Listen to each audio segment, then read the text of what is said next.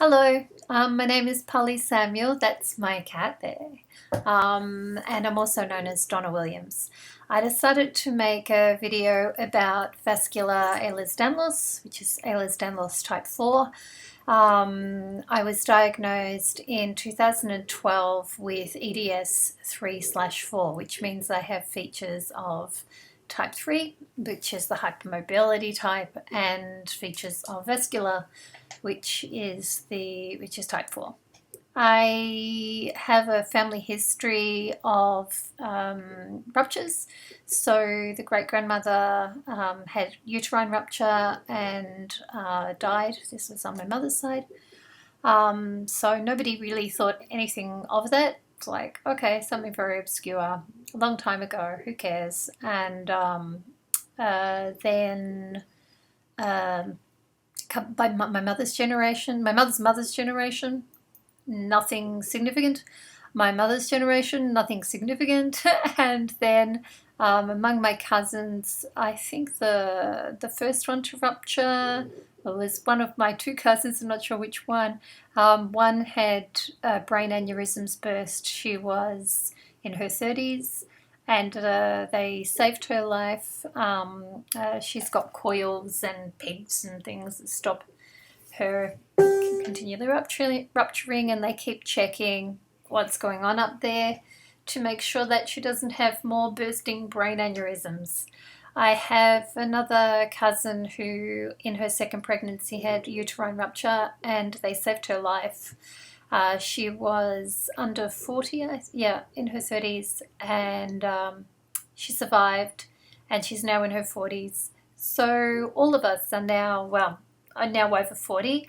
I was diagnosed in 2012, and not long after I was diagnosed, and having talked to one of my ruptured cousins, we compared a lot of notes, and we had a lot of comparable experiences. The dysautonomia, the bruising, the brain fog, the bursting blood vessels.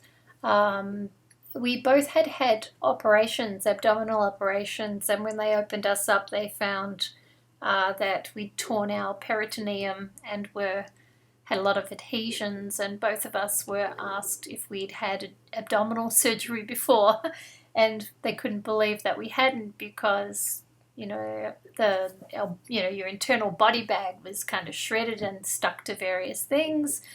So in my case, bits of it was stuck to my organs and parts of my bowel, and that meant that growing up, sometimes with movement, sometimes just, as you have peristalsis through the bowel, I would have these horrendous stabbing pains.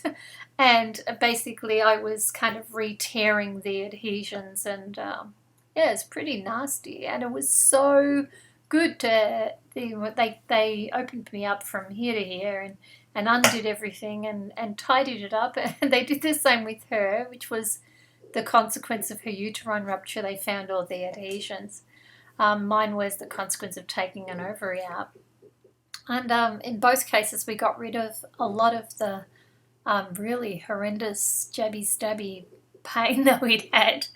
So that was pretty good. We both deal with the fibromyalgia things, so and lots of muscle challenges, muscles, joints, ligaments, you name it. It gives us grief. Okay, so what happened was, as a result of talking with her, and her nephew had been jumping on a trampoline. He was 24.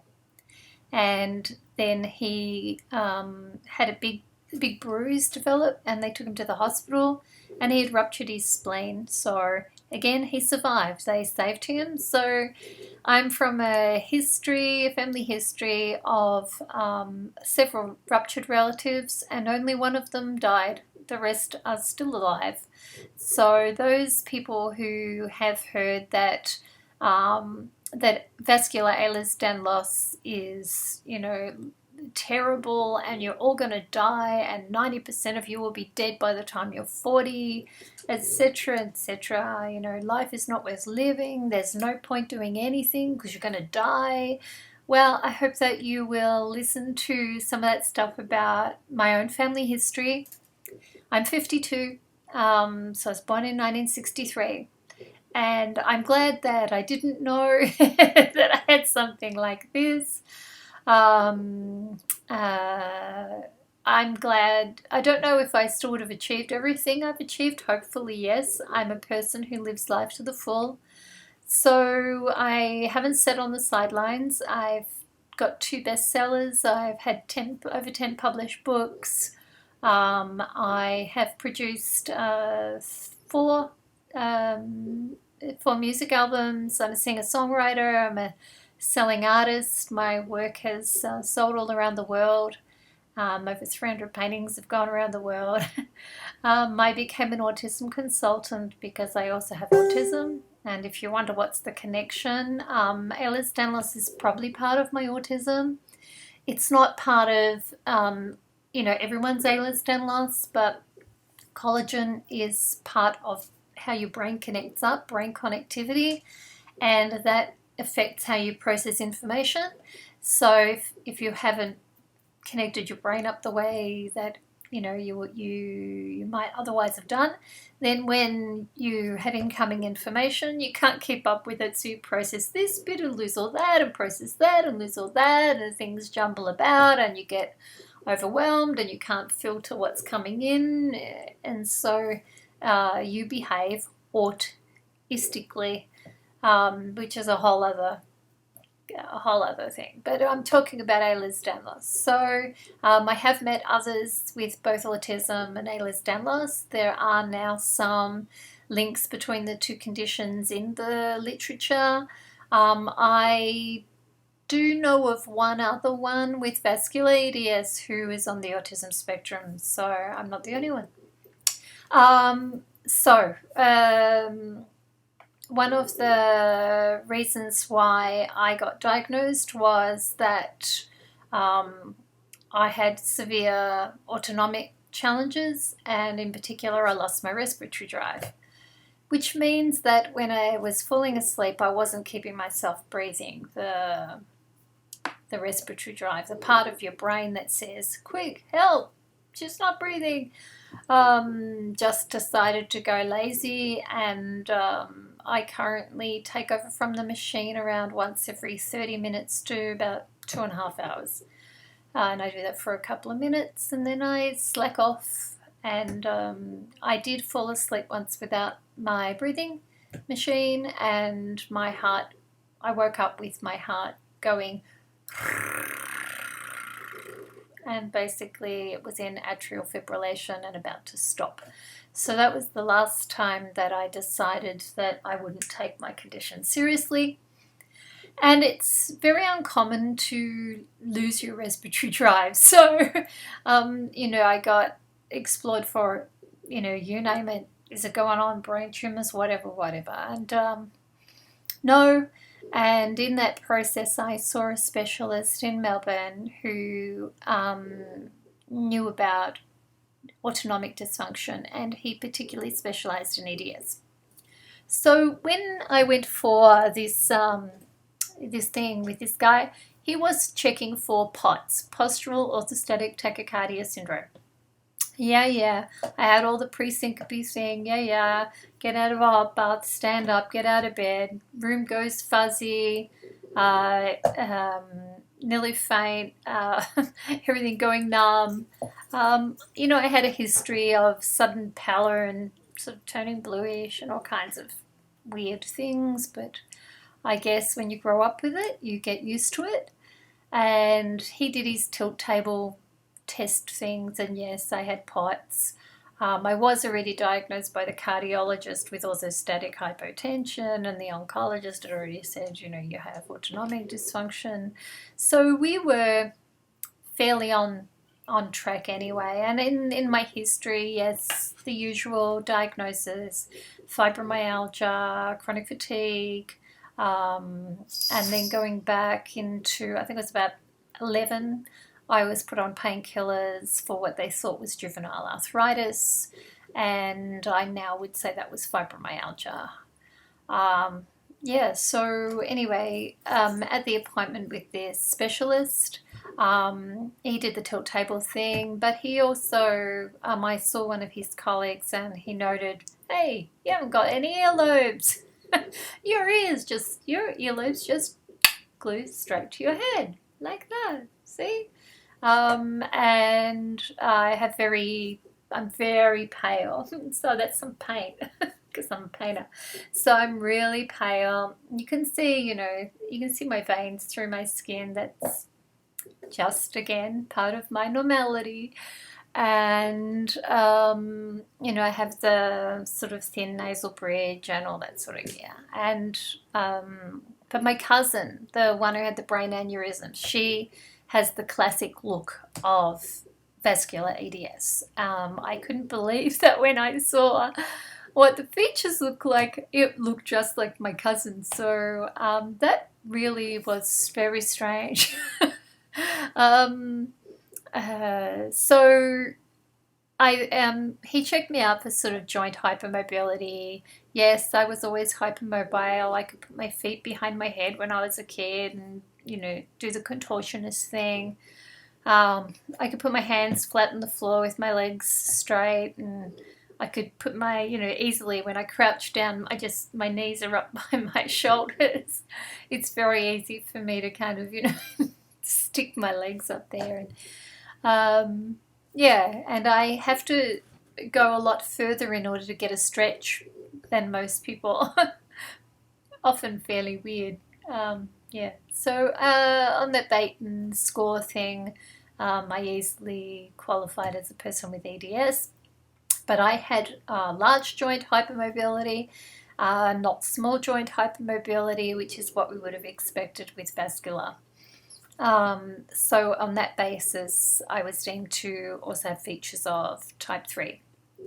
I have the scarring that opens up. So I had a double mastectomy as a result of breast cancer, which really kind of started the whole ball rolling with the EDS diagnosis thing.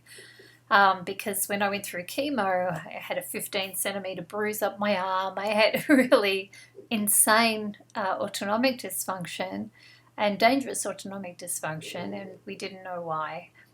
Now I understand why. And then after, my ops, I found that one of the mastectomies just started kind of opening up, and the scar went from really nice to, just being really, they call them, I can't remember what they're called, but yeah, it's just a big kind of widened scar. It's a little tragic, but there are worse things. So when I lost my respiratory drive following all that business, which had been going on all my life, but it just, the chemo and the anesthetics was like the last straw, and my autonomics just whew. So I didn't think that I could get any worse news than, okay, here's the fetal alcohol syndrome kid who's got, is from a background of severe trauma and loss and abuse, who dealt with homelessness and was diagnosed with autism when she was 2. In those days it was infantile psychosis. And yes, she's immune deficient. She's got a load of food allergies and food intolerances, and oh bum, now she's got cancer. So I didn't think that you could actually get more anything heavier than that. And then I lost my respiratory drive, and I thought, well, gee, that's pretty full on. Now I can't fall asleep without potentially dying. So I still really didn't think that it could get any more challenging than that. And then learning that, hey, I've got this collagen disorder that can easily kill people. So I think that, so I have a lot of blood vessel bursting business, but because it's not arteries, I don't care. I know that, I had all the adhesions, so I know I'm a rupture kind of person. I know the scars open up, so I know if they operate on me and they stitch me back together, especially like a bowel, I mean, it's going to tear apart most likely. So I'm just, if I get bowel cancer or something and just me and my cousin just both say, hey, just whip it out, you know, I'm not going to bother with them trying to stitch me back together. Yeah, I got diverticular disease. A lot of people have diverticular disease, and my brother has diverticulitis. And that would be fine, except that vascular EHLERS-DANLOS comes with about a 12% chance of both uterine rupture and spontaneous bowel rupture. So if you are a person who has really thin bowel tissue and you have developed diverticular disease and you deal with a lot of constipation issues and you're lucky if your bowel works at all, I think that that's not a good situation. On the other hand, you know, I have a fabulous life, and clearly I have a respiratory drive issue, which means that once I fall asleep, I'm going to be out of here pretty quick. And I made it to 52, which in terms of vascular EDS is old age. So really, I am not worried. If I go pop, I go pop.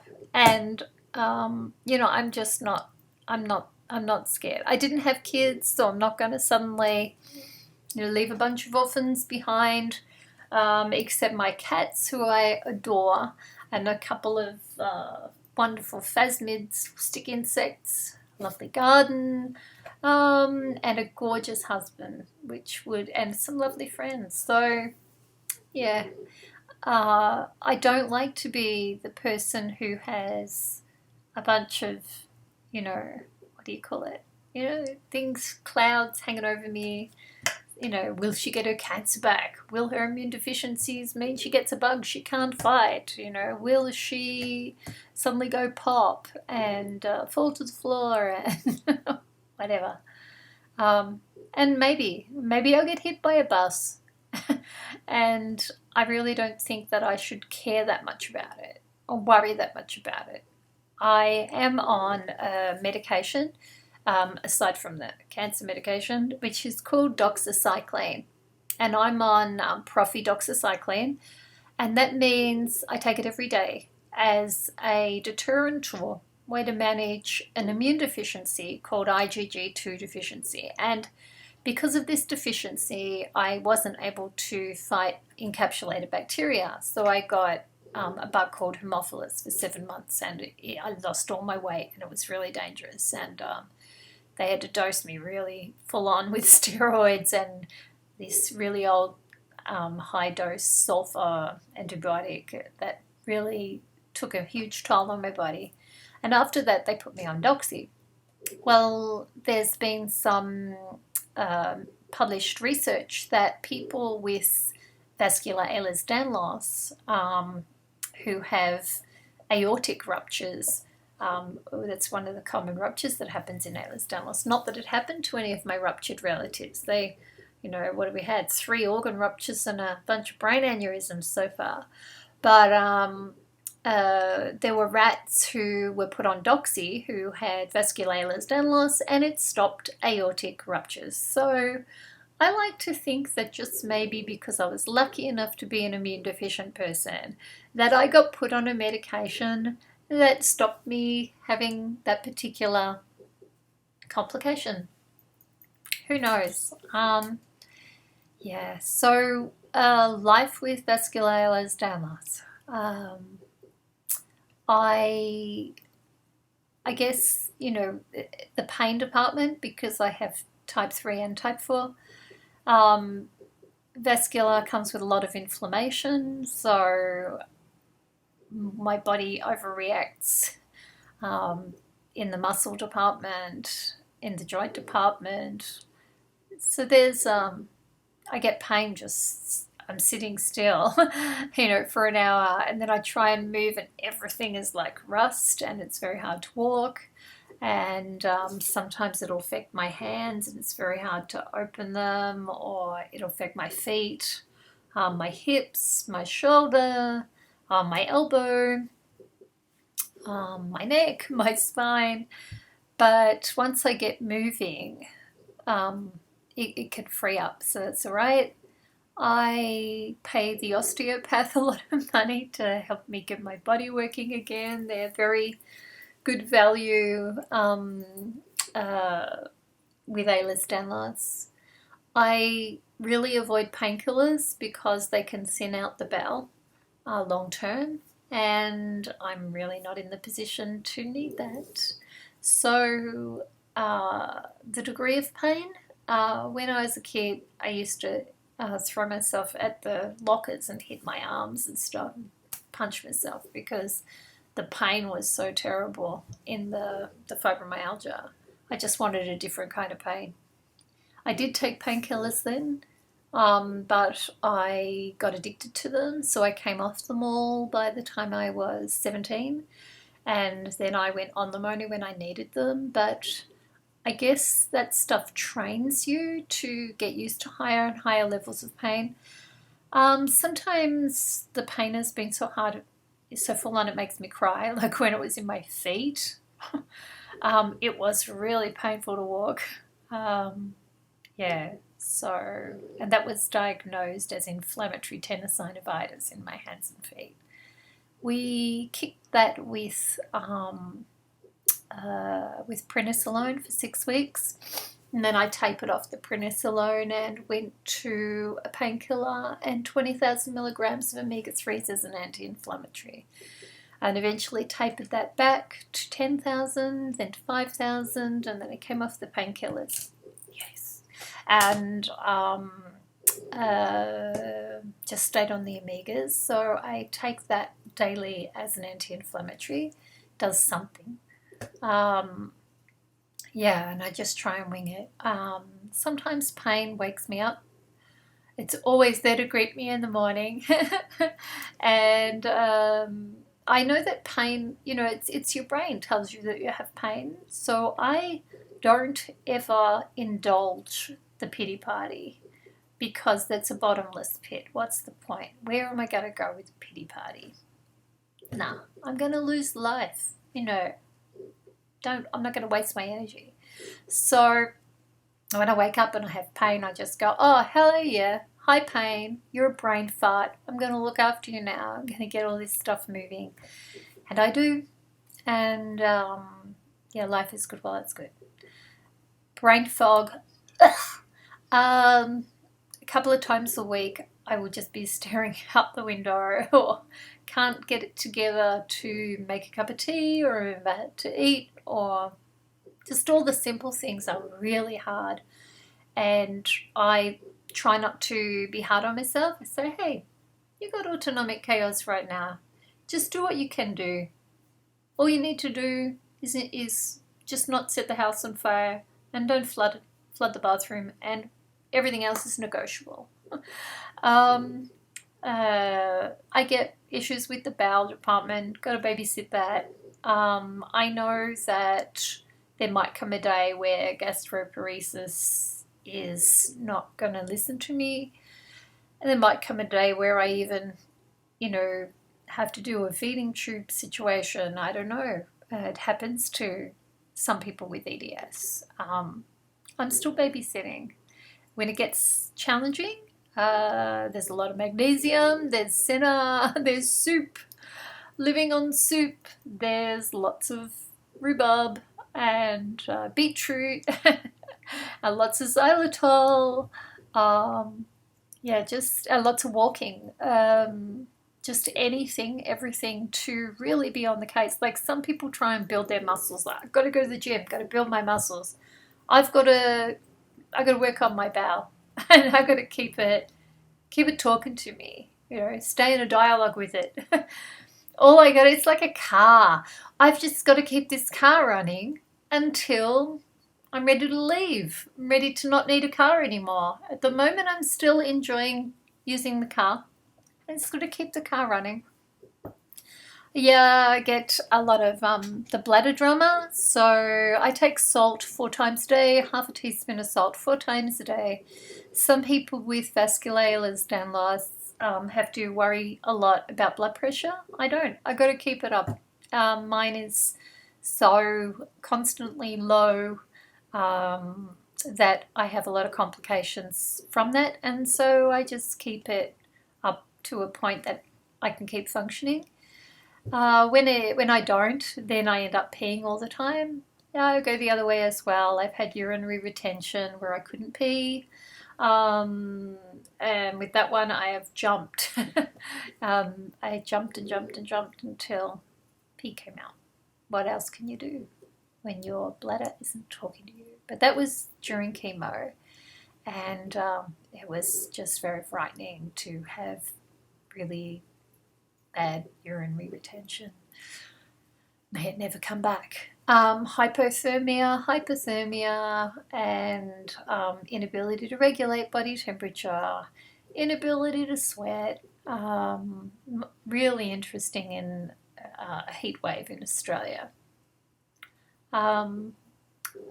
Circulatory issues, numb hands, numb lips, numb feet. Not to mention its implications for things like brain fog. The digestive thing. Yeah. But I think don't make a song and dance about it. If you've got vascular EDS, this is your normal. You were born this way. It's not something that you just went and picked up at the shop. So if you haven't adapted to it as your normal by now, that's a good plan. You've got to be comfortable with what you can't change, the serenity prayer. Grant me the serenity to accept the things I cannot change, the courage to change the things I can, and the wisdom to know the difference. And I think that that's really useful with vascular EDS. So I think that's pretty much it. I find the endurance thing difficult. My muscles flag really easy. At the same time, I can have normal energy and then I can have no energy.